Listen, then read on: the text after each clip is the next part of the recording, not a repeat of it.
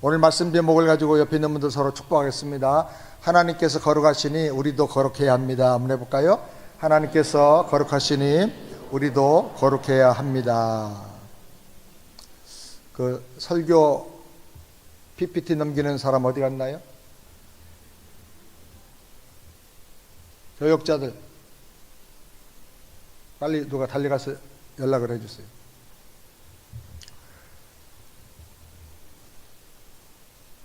레위기 11장 45절에 보면 하나님께서 말씀하셨습니다.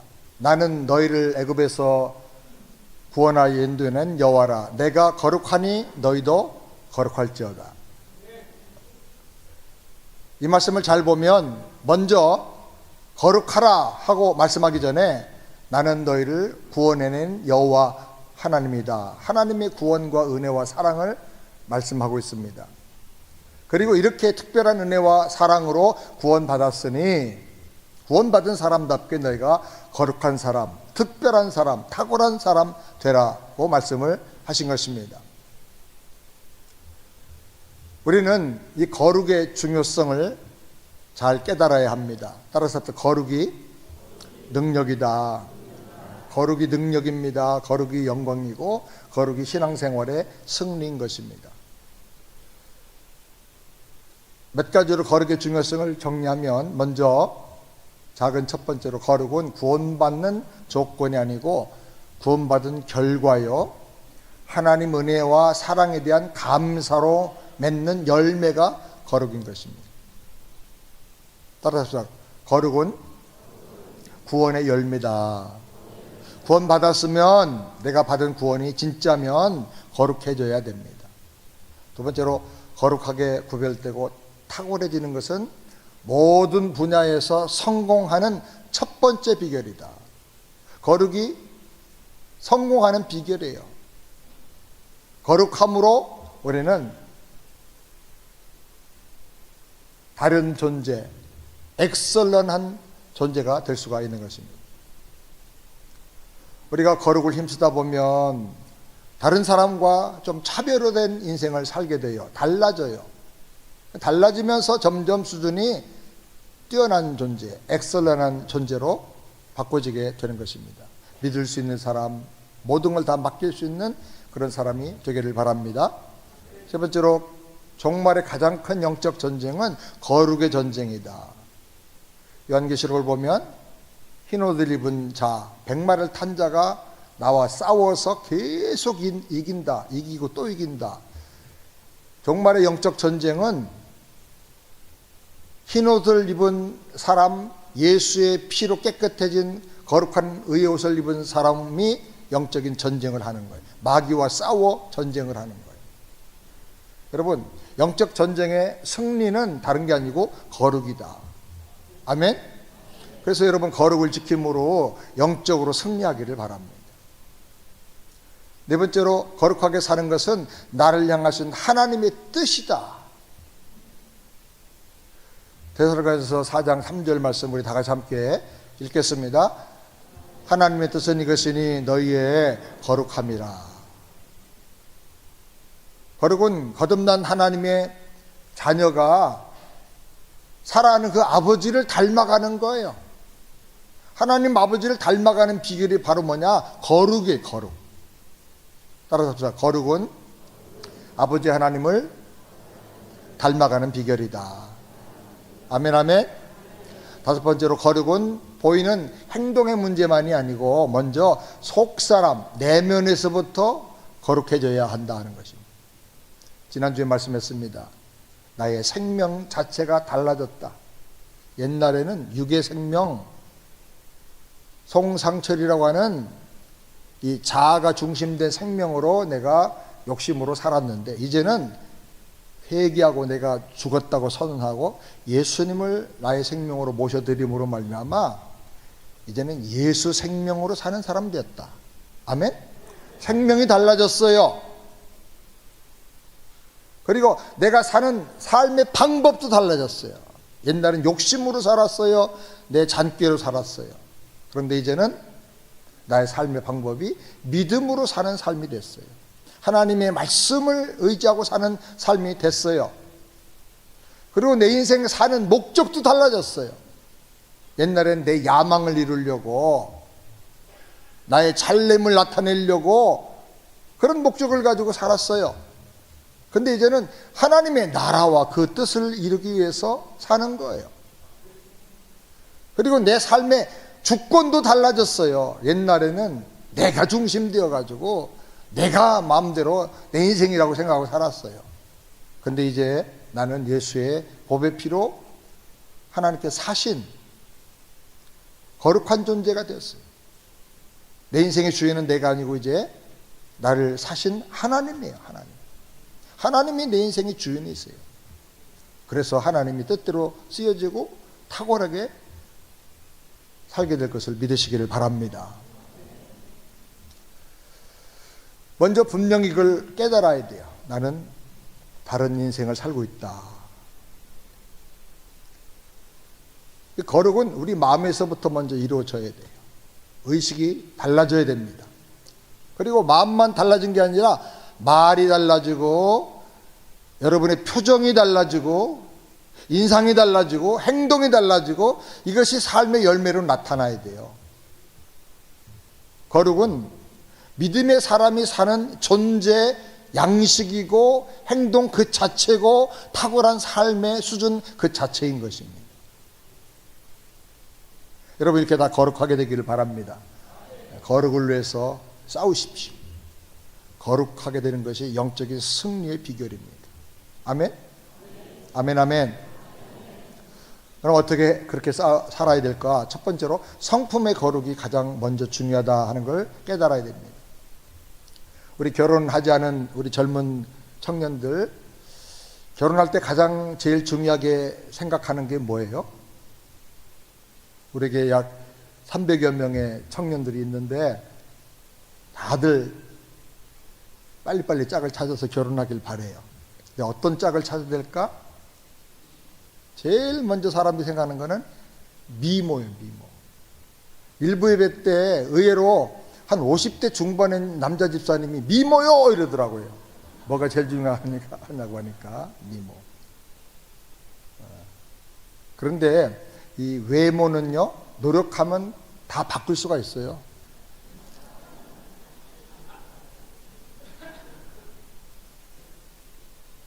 일본에서 유행했는데 스마일 스틱이라는 게 있어요. 입에 물고 이렇게 물고 있으면요, 얼굴이 웃는 얼굴로 인상 좋은 얼굴로 바꿔져요. 그렇게 노력할 수 있고, 또 어떤 사람은 한 3년 동안 거울을 보면서 자기 표정을 연습을 했대요. 바꿔질 수 있어요. 정 안 되면 병원 가서 바꾸면 돼요. 째기도 하고 깎기도 하고. 그런데 못 바꾸는 거 있어요. 뭘 못 바꿔요? 성격을 못 바꿔요. 지랄 같은 성격은 안 바꿔지고 조금씩 변화돼 가지고 개지랄하는 성격이 됩니다.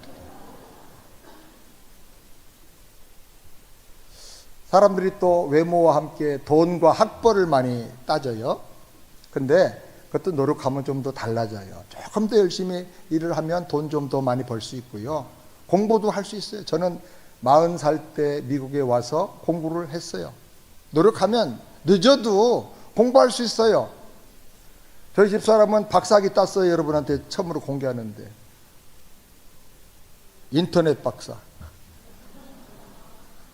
그것도 의학 박사예요. 건강에 큰 도움을 줍니다.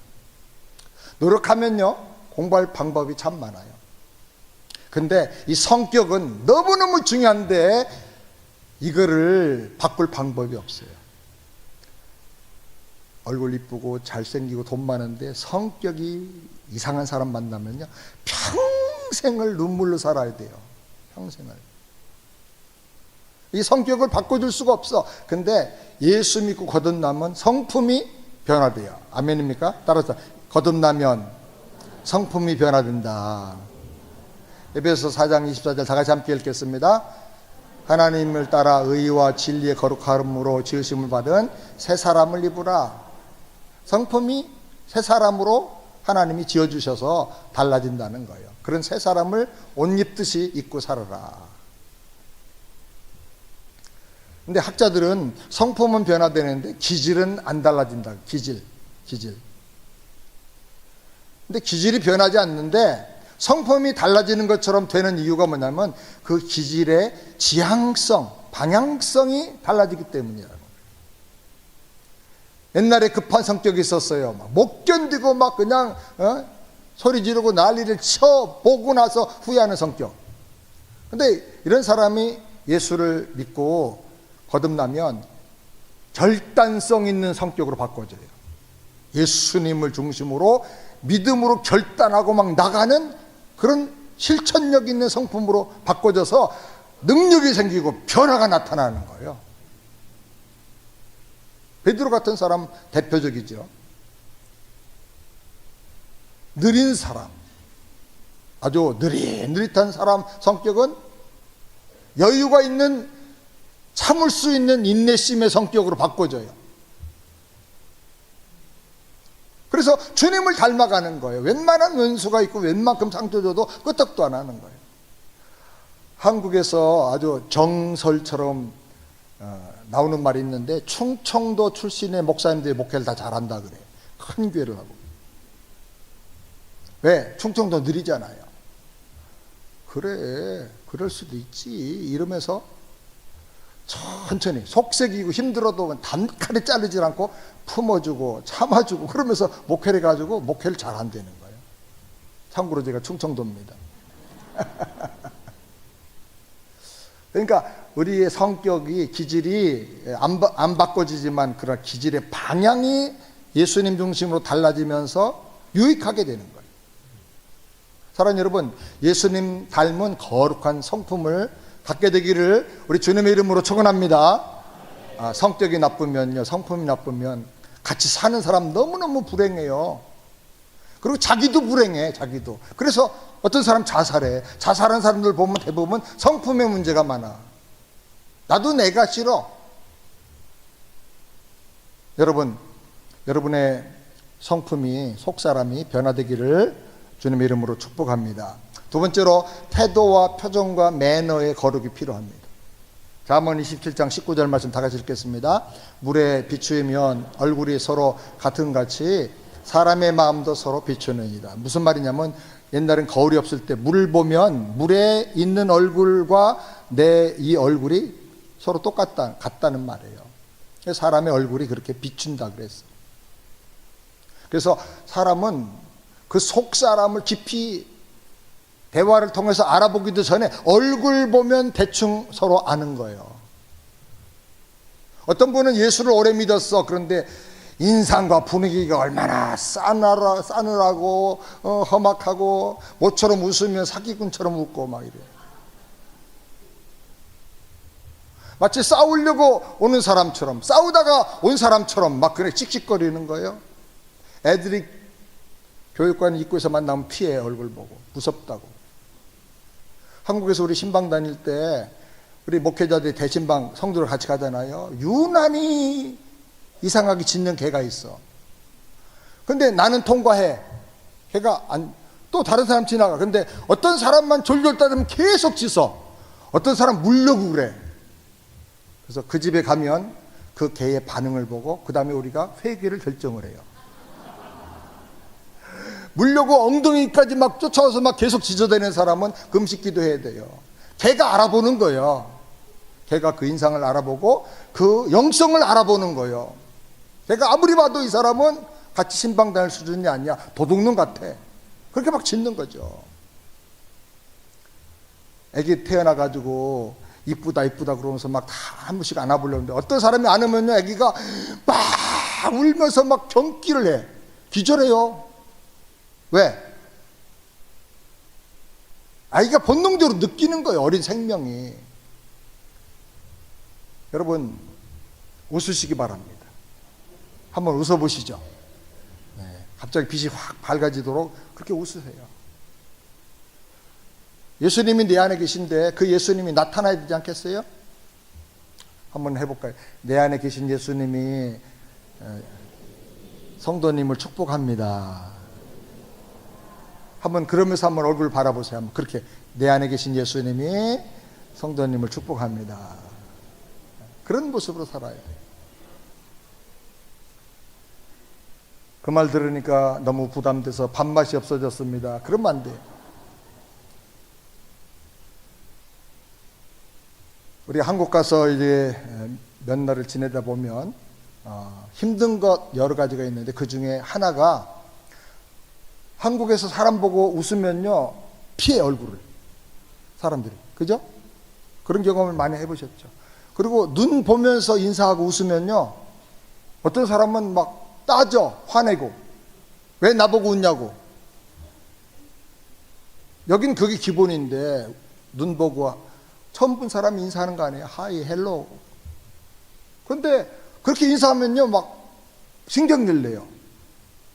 시장에 가면 장사하는 상인들이요 말도 안 했는데 얼굴 보고 미국에서 왔죠? 그래요. 아니 그거 어떻게 아세요? 다 우리는 알아요. 얼굴 색과 표정을 보면 알아요. 표정이 다르대. 여러분, 신자는 예수님 모시고 사는 사람, 예수님의 자녀가 된 사람의 표정이 있어야 돼요. 그걸 다른 말로 말하면 크리스찬 페이스라 그래요. 크리스찬 페이스.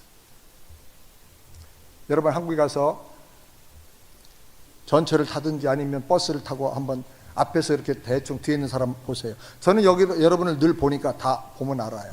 믿음 수준이 얼굴로 다 나타나요. 어젯밤에 무슨 일이 있었는지, 무슨 시험이 들어가지고 지금 싸우다 왔는지 다 나타나요. 싸우다 온 사람의 대표적인 케이스는 남편은 여기 앉고 여자는 여기 앉아. 그렇게 안 앉아도 억지로 같이 앉아도 딱 얼굴 보면 요새 부부가 상당히 심각한 전쟁을 하고 있구나. 하마스 전쟁을 하고 있구나. 처음 보는 사람인데 여러분 보고 인사합니다. 그리고 말하기를 어느 교회 다니세요? 그러면 여러분 일단 지금 표정과 인상이 성화돼 가고 있다는 뜻이야. 여러분 그런 얼굴과 표정을 가지고 살게 되길 바랍니다. 그래야 일도 잘 돼. 웃는 얼굴에 침 뱉는 사람 없잖아요. 웃는 사람이 비즈니스를 하면 잘 돼요. 어떤 식당에 있는데 밥은 맛있는데 그 홀에 왔다 갔다 하는 그 웨이트레스들과 그 캐시 앉아있는 분의 얼굴 인상이 싸나와. 맨날 가면 그래. 그러면 안 가요. 그런 사람 얼굴 보고 밥 먹으면 설사해요. 진짜 체해요. 그래서 여러분 밥 먹을 때 누구 초청하고 밥 먹습니까? 제일 편안한 사람하고 밥 먹는 거예요. 밥 먹지 않은 거 그거는 정말 가까운 사람이란 얘기예요. 당신은 정말 부담 없이 마음 편안하게 해주는 사람이다. 그런 뜻이에요. 절대로 원수하고 밥 안 먹어요. 언제 총 뺄지 칼 뺄지 모르니까 그런 밥을 안 먹어요. 체해버리거든. 유명한 아브라함 링컨이 유명한 말을 했어요. 사람이 40살 넘으면 자기 얼굴에 책임을 져야 된대.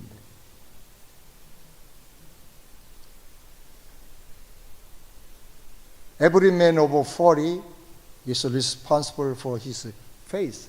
그 사람 얼굴에 대해서 40만 넘어가면 책임을 져야 되는데 30살까지 40 되기 전까지는 엄마 아빠가 낳아준 얼굴 가지고 살아왔어. 그건 못 바꿔. 근데 40살 넘어가면 이제 자기가 살아오면서 인생 철학과 믿음과 여러 가지 감정과 이런 절제를 통해 가지고 자기 얼굴을 자기가 만드는 거예요. 40살 되면. 여러분 한번 얼굴 보시겠어요? 한번 보세요. 서로 부담스럽게 생각하지 마. 보세요. 네. 네.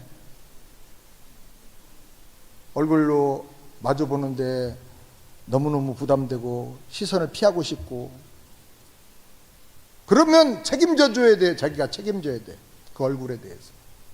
링컨이 대통령 되고 나니까 수많은 사람들을 추천해 주는 거예요. 소개해 주고. 왜? 나라마다 중요한 요직이 있잖아요. 중요한 자리들을 맡게 되는데 사람들이 막 추천하고 또 이력서 뭐 추천서 써가지고 보내는데 일을 맡게 보니까 엉망진창이야.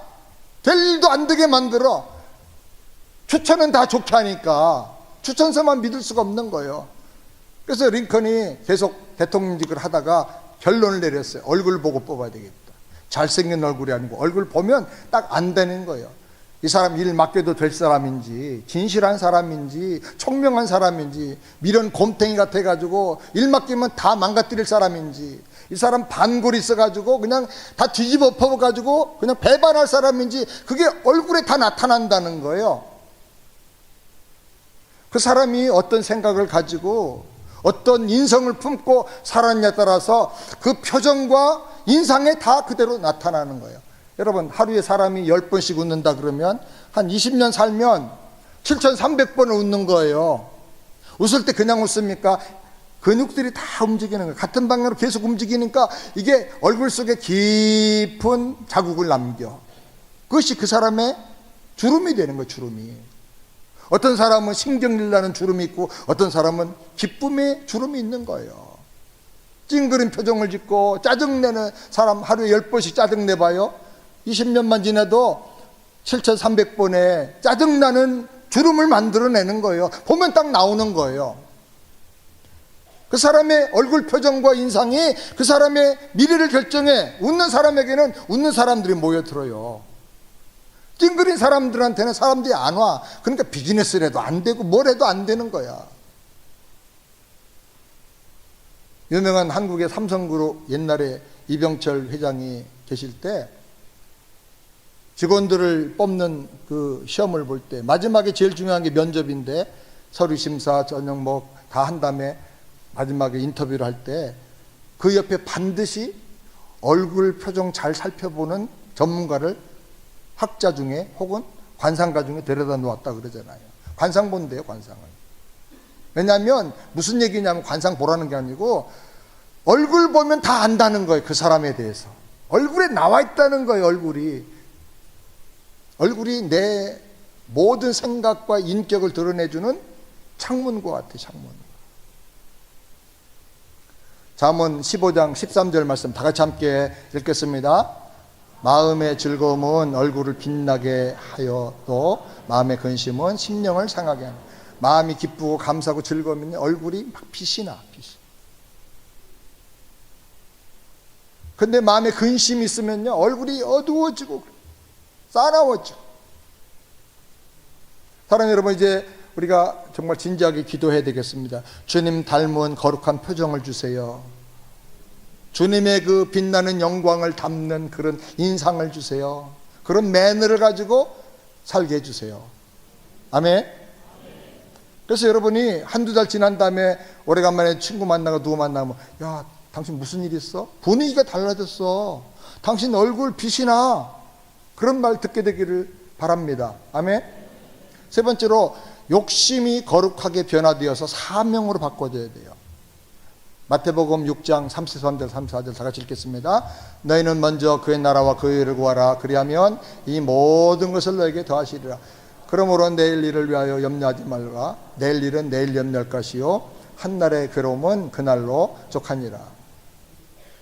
사람들은 대부분 부질없는 욕심 때문에 걱정하고 근심하면서 살아요. 걱정하고 근심한다고 해결되는 게 하나도 없는데도 욕심 때문에 계속 걱정하는 거예요. 욕심은 마치 밑 빠진 항아리에 물을 붓는 것 같아요. 아무리 많이 부어도 절대로 채워질 수가 없어요. 만족이 없는 거예요.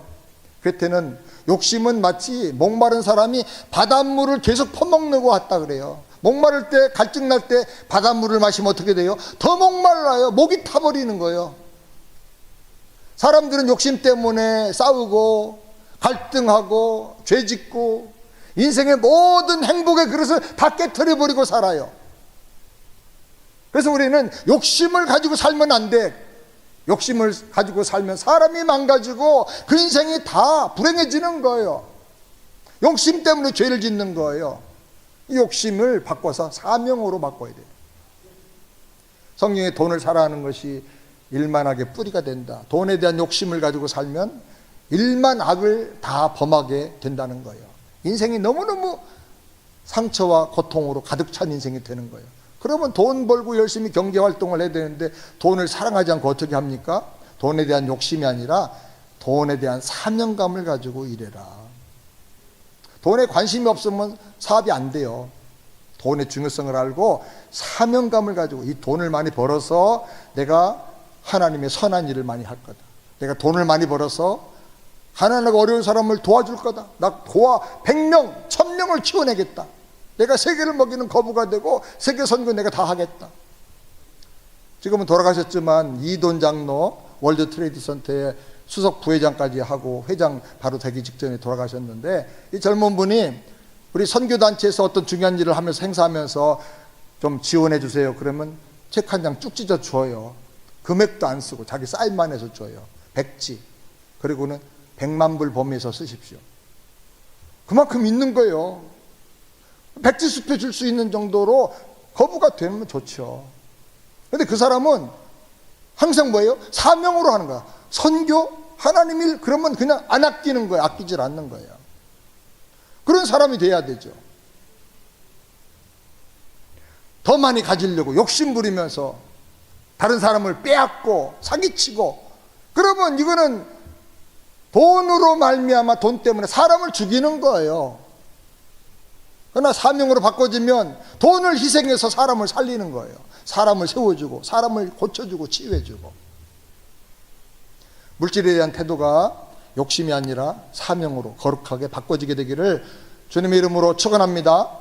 사람에게 상처 주면서 돈을 모으는 게 아니고 돈을 희생하면서 사람을 얻기를 바랍니다. 아멘, 아멘.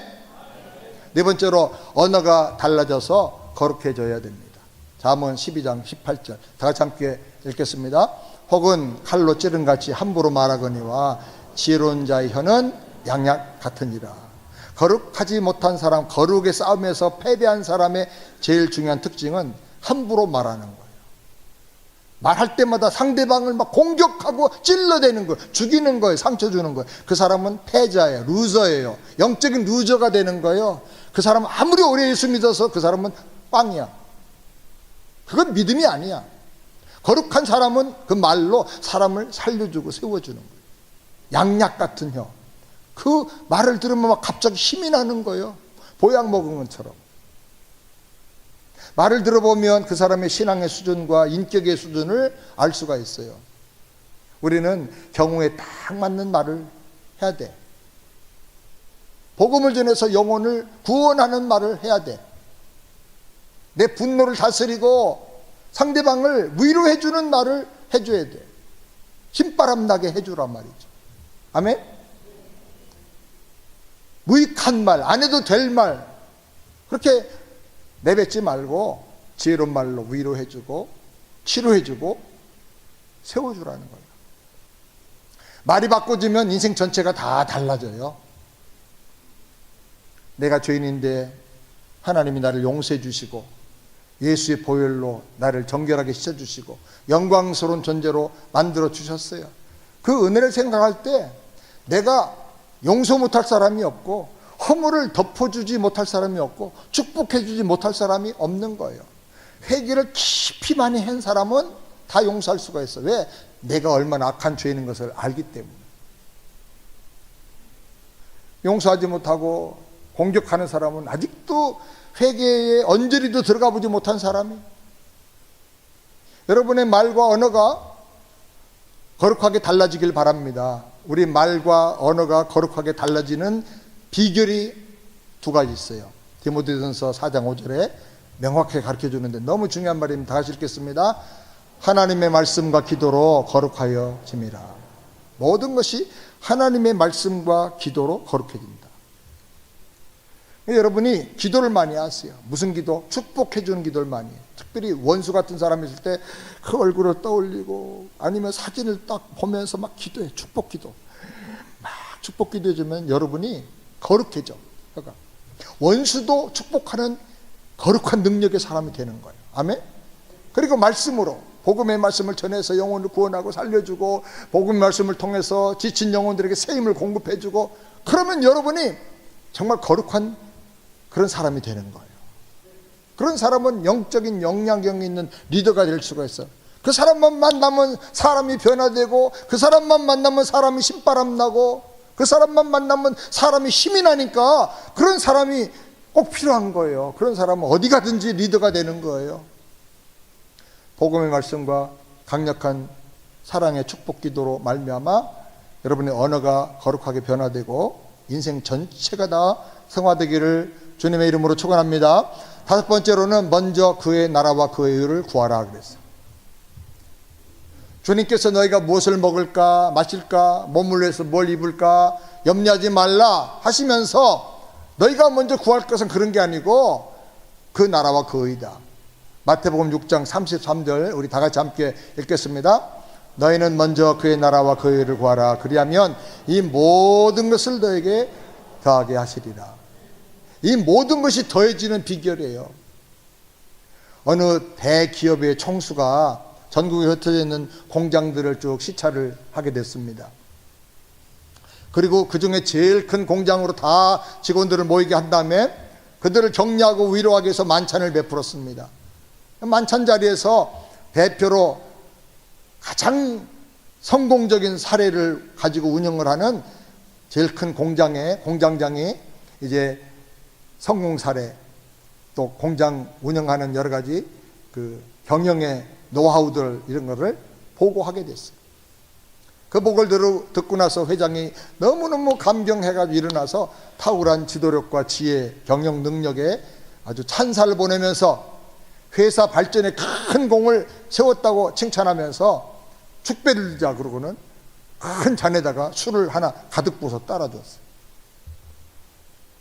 모든 사람이 수백 명의 중요한 임원들이 다 보는 자리에서 술잔을 받아들고 이 공장장이 말합니다. 회장님, 죄송하지만 술 대신에 콜라나 사이다를 주시면 안 될까요? 일순간 갑자기 싸해지면서 전체가 심각해져 버렸어요. 모든 사람 숨 쉬는 소리가 다 멎어버렸어. 잠깐 지난 다음에 회장이 말합니다. 당신은 내가 보니까 진짜 크리스찬이구만. 그러고는 뭐 다른 행사를 진행 안 하고 그냥 만찬장을 떠나가 버렸어요. 난리가 났습니다. 옆에 있던 사람들이 선배들이 와가지고 막 한마디 다 합니다. 자네는 앞뒤가 꽉 막힌 인간이야. 자네는 특별한 평생에 한 번밖에 없는 특별 승진의 기회까지 다 놓쳐버렸어. 나도 크리스찬이야. 술 한잔 먹는다고 죽냐? 하나님 심판하냐? 술 한잔 먹는다고 지옥 가는 것도 아닌데 왜 그렇게 융통성이 없냐? 자네 이제 회장님한테 찍히고 눈밖에 났으니까 끝났어. 집에 가서 짐 정리나 하고 기다리라고. 근데 공장장의 마음속에는 사람이 술을 너무 가까이 하면 판단력이 흔들리고 후회할 일이 더 많이 생긴다. 모든 사건과 사고가 술로 인해서 시작된다. 그런 믿음의 확신이 있었어요. 그래서 오히려 믿음대로 살았으니까 하나님이 책임져 주실 거야. 믿는 마음으로 평안한 마음을 가지고 지냈습니다. 얼마 후에 상무에서 뭐가 내려왔습니다. 엄청난 문책이 내려온 줄 알았어요. 그런데 특별 보너스와 함께 승진의 소식이 왔어요. 시골에 있는 지방에 있는 큰 공장장이 아니고 본사로 와라. 회장 직권으로 오라고 발령을 내줬어. 계속 좋은 자리 중요한 자리마다 이 사람을 계속 채용하는 거예요. 회장이. 그리고 말하기를 회장이 주는 술도 그 많은 사람 앞에서 거절할 수 있는 이 독실한 믿음의 사람이니까 이 사람은 어떤 뇌물이나 어떤 부정부패나 유혹도 다 물릴 수 있는 사람이다. 그리고 이 사람을 믿기 시작한 거예요. 칭찬하면서 그의 말을 항상 믿어주고 신뢰하면서 회사의 가장 중요한 요직 자리를 다 두루 거치게 했다고 하는 실화예요. 술자리에서 재벌 총수에게 한 번 잘 보일 수 있었지만은 그러나 그는 말씀대로 성령 인도를 따라 믿음으로 정체성을 가지고 믿음을 지켜서 그 나라와 그 의를 구하면서 하나님 몇 배로 축복하고 채워주신 거예요. 하나님의 나라를 구했기 때문에.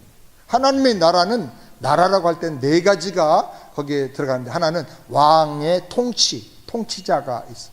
하나님이 나의 왕이십니다. 이걸 고백해야 돼요. 따라서 하나님께서 나의 왕이십니다. 두 번째로 장소, 다스리는 장소. 하나님, 제가 살고 있는 우리 가정 하나님이 다스려 주세요. 우리 직장 하나님 다스려 주세요. 그러면 그 장소가 하나님의 나라로 변하는 거예요. 그리고 법. 하나님의 법이 뭐예요? 하나님의 말씀, 기록된 말씀. 우리는 말씀대로 살길 원합니다. 말씀으로 승부를 걸기 원합니다. 이 말씀은 우리에게 축복인 줄 믿습니다. 그리고 말씀 붙들고 나가는 거예요. 그리고 백성, 저는 하나님 백성입니다. 주님이 저를 주님 뜻대로 사용해 주시고 축복해 주옵소서. 이렇게 할 때 하나님의 뜻이 이루어지고 하나님의 통치가 나타나고 그 사람의 마음이, 그 사람의 가정이, 그 사람이 하고 있는 모든 일터와 직장이 하나님의 나라로 바꿔지는 거예요. 하나님의 뜻이 이루어지는 것이 곧 하나님의 나라 천국인 거예요. 죽은 다음에 천국 가는 게 아니고 이 땅에서부터 우리가 천국을 누리면서 사는 거예요. 아멘. 그리고 우리가 세상을 떠나고 주님 재림하시면 하나님의 나라가, 영원한 나라가 최종적으로 완성되어서 나타나는 거예요. 그 의를 구하라 그랬어요. 그 의를. 의라는 말, 한자말로 보면 너무나 신비하고 오묘해요. 옛날에 한자가 어떻게 만들어졌는지는 잘 모르지만은, 그걸 또 학문적으로 밝혀진 게 없지만은, 옛날에 하나님의 계시의 말씀, 구원의 말씀이 다 이렇게 해가지고 바벨탑 사건 이후로 전 세계로 언어가 흩어지면서 하나님의 구원의 계시를 다 각각 조상들마다 가지고 이제 흩어져 떠나간 거예요.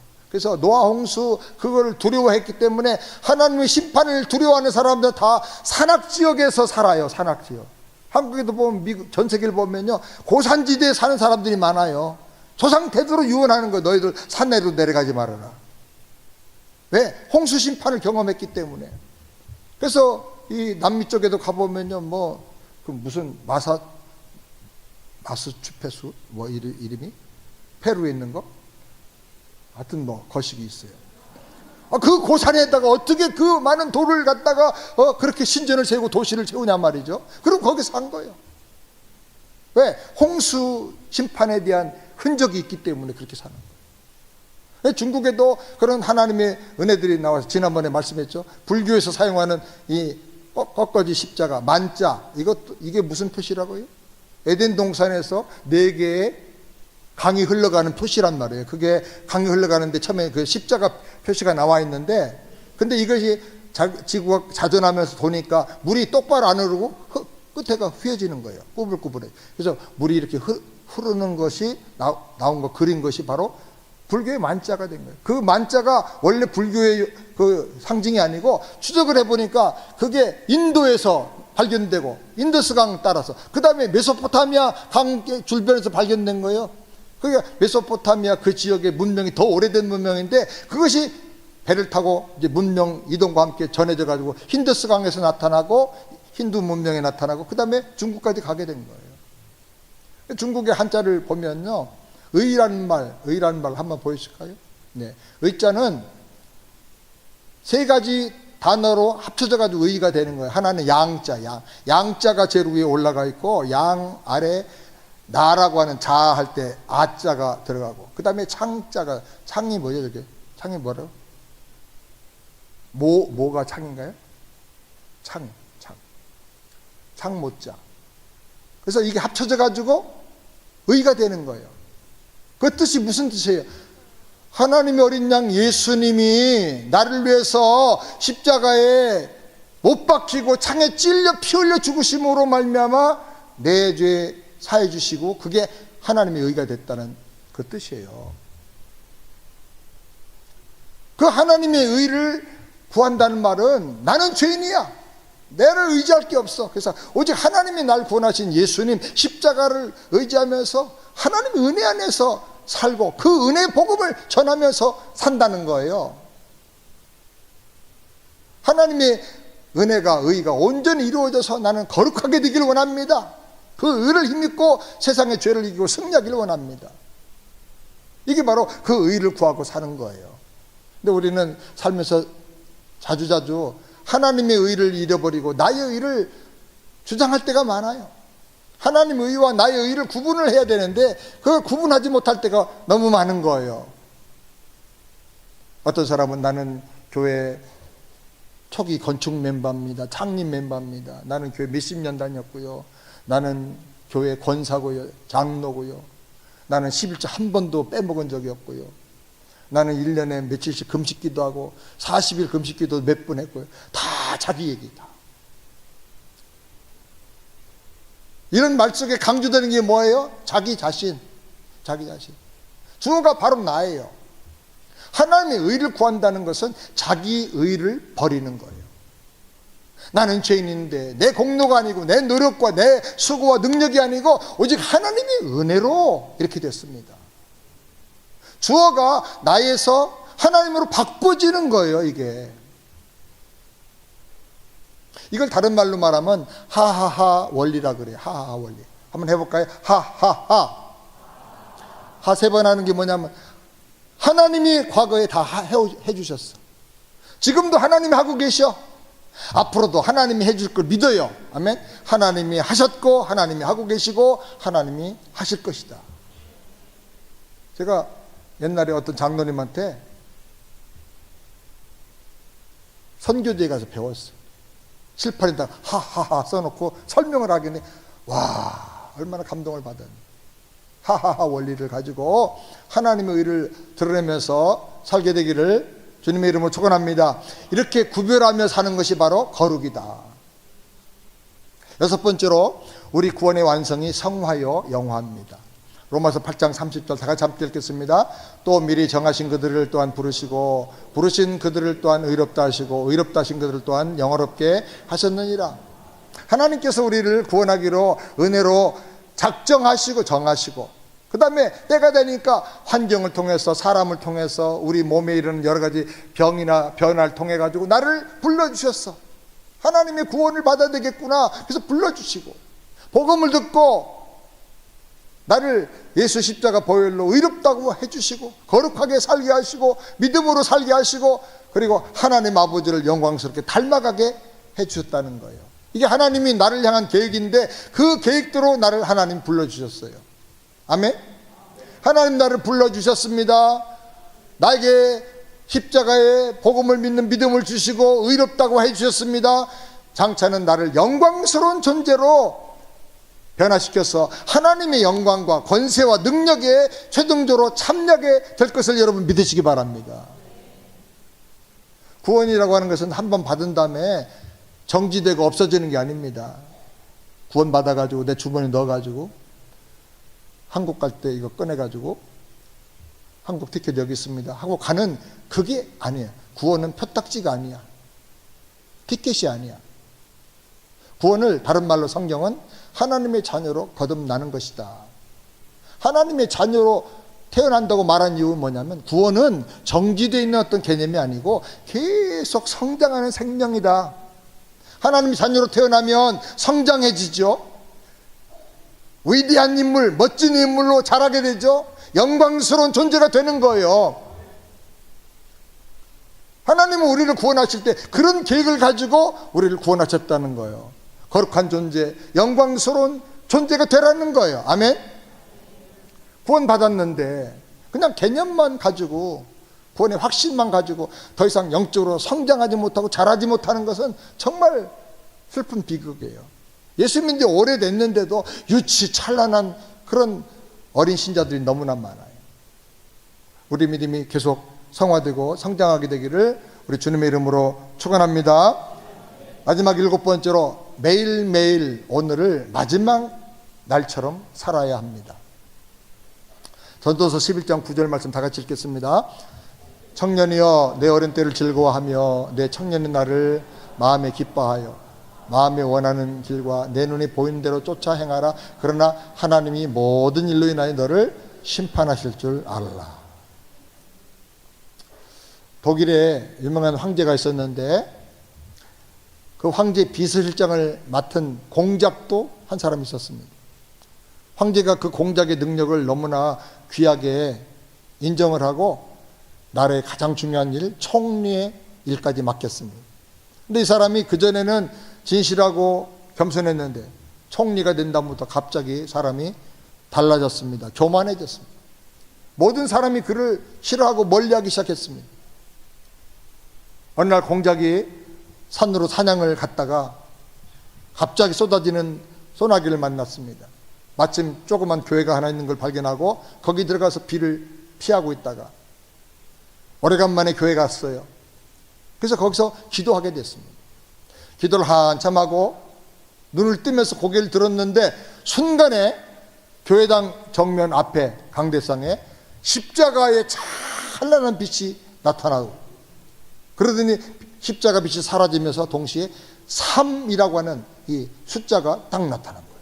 3. 내가 기도했는데 무슨 계시처럼 이런 환상이 나타난 게 무슨 뜻일까? 굉장히 중요한 일인데, 그리고 생각을 하다가 이 사람이 내가 앞으로 3일밖에 더 이상 살지 못한다. 십자가는 죽음인데 앞으로 3일 후에 십자가처럼 죽는 일이 생길 것이다. 그렇게 생각을 했어요. 그렇게 해석을 하고 남아있는 3일 동안을 정말 정성을 다해서 천사처럼 살았어요. 총리로서 황제와 국민을 위해서 최선을 다하면서 섬겼어요. 3일이 지났습니다. 근데 안 죽어요. 그래서 그는 다시 생각했습니다. 3일이 아니고 3개월이구나. 그래서 3개월 동안을 또 열심히 살았어요. 3달처럼 천사처럼 섬기면서 살았더니 주변 사람들이 막 변화가 일어나고 너무너무 좋아지고 천국같이 변화되는 거예요. 근데 3달이 지났는데 여전히 죽음이 찾아오질 않는 겁니다. 그래서 다시 생각하고 결론을 내렸습니다. 이게 3일이 아니고 3개월도 아니고 3년이란 뜻이구나.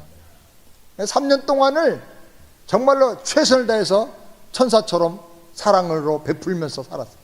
3년이 지났습니다. 황제가 감동을 받았습니다. 신하들도 국민들도 다 감동을 받고 이 사람을 칭송합니다. 근데 황제가 갑작스럽게 불치의 병을 갖게 되었습니다. 그리고 죽게 되었습니다. 황제가 임종하기 직전에 유언합니다. 나는 자식도 없고 가족도 없는데, 그래서 차기 황제를 내 자식 중에 세울 사람이 없다. 그래서 나 다음에 황제로 저 총리를 세워라. 유언하고 세상을 떠났어요. 그 유언을 듣고 모든 신하들과 국민들이 너무너무 기뻐했어요. 그래서 황제의 유언을 받들고 3년째 되는 날 이 사람을 황제로, 차기 황제로 등극시키게 한 것입니다. 이 독일 역사에 실제로 있었던 사건인데, 그가 1314년에 프랑크푸르트의 제5대 제후들의 추천에 의해서 신성 로마 제국의 황제로 추대가 된 루드비히라고 하는 황제입니다. 사진을 한번 보십시오. 바로 실제 인물입니다. 여러분, 우리가 내 시간이 얼마 남지 않았다, 내가 곧 하나님 앞에 설 그런 준비를 해야 된다, 이렇게 살면 하루하루가 정말 거룩한 삶이 되고 최선의 삶이 될 줄을 믿습니다. 오늘을 내가 마지막으로 산다, 그렇게 생각하면 정말 최선의 삶을 우리가 살게 될 거예요. 오늘이 마지막이라고 생각하면 내일 일을 염려할 필요가 없고요, 더 이상 용서하지 못할 그런 사람도 없어질 거예요. 오늘이 마지막 날이라고 생각하면 모든 것을 다 내려놓고 마음을 비우고 구차한 욕심 다 버리고 평안이 넘치면서 주님께 충성하면서 모든 사람을 사랑하며 살게 될 줄을 믿습니다. 요한계시록을 보면 사도 요한이 마지막 고백합니다. 아멘, 주 예수여 오시옵소서. 나는 영광 중에 거룩하신 하나님을 최선의 믿음으로 살다가 맞이하기를 원합니다. 그런 뜻이에요. 거룩의 최고의 비결이 뭐냐? 오늘을 마지막이라고 생각하고 최선을 다해서 사는 거예요. 우리 새안의 성도들은 다 거룩해서 영적인 승리자가 나 되기를 주님의 이름으로 축원합니다. 기도하겠습니다. 하나님 아버지, 내가 거룩하니 너희도 거룩하라고 말씀하신 하나님 아버지, 이 말씀이 얼마나 우리에게 큰 축복이고 중요한 말씀이고 능력과 승리와 모든 축복이 다 담겨있는 말씀인가, 오늘 말씀을 통해서 생각했습니다. 주여, 오늘 바로 이 시간 이후에 주님을 만날지라도 두려워하지 않고 담대하게 주님 앞에 믿음으로 설 수 있도록 하루하루 최선을 다하면서 거룩하게 살아가는 우리 모두가 다 되게 하여 주옵소서. 거룩이 믿음의 승리고 믿음의 성공인 줄 믿습니다. 하나님을 닮아 거룩함으로 말미암아 인생의 승리자, 믿음의 승리자가 다 되게 해 주시옵소서. 예수님의 이름으로 축복하며 기도하옵나이다. 아멘.